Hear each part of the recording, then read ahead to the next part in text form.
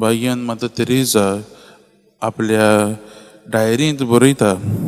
तेन एकदां बरयलें की हें जी हांव सेवा करतां, ही सर्वीस हांव करतां दुबळ्यांक, बरी तांकां बरें जेवण तांकां रस्ते वयले काडून हें करूंक म्हाका म्हज्यान जायन जाता.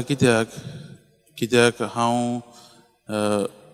म्हजें मागणें करतां. म्हजो एक वोट देवा लागीं आसा आनी हांव मिसाक वेतां आनी सदांच ताका हांव शेवल्या बरोबर हें काम जें हांव करतां तें म्हज्यान करूंक जायना जायत, पूण तो म्हाका तें बळ दिता.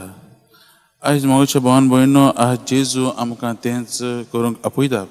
पयलेंच वडींनी आमी पळयलां, जेन्ना जेजून लोकांक आनी शिसांक धाडले, घरा धाडले, तेन्ना जेजू एकसुरो वचून बापा लागीं तो वेट सारता आनी मागण्यांत वेट सारून तेन्ना तो आपलो परतून आख्खें बोड घेवन तो परतून वता.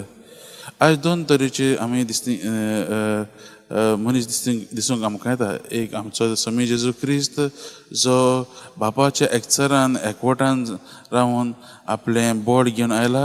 आनी दुसरे वाटेन आमी पळयता पेद्रू, जाका जेजू आपयता, वो दुसरे शिसूय बी जेजू आपयता आपणाचेर विस्वास धरूंक, पूण ते वादळ म्हण पळयतात आनी तांचें आख्खें ध्यान मन वादळ मळाचेर वयता आनी जेजूक ते पयस जातात.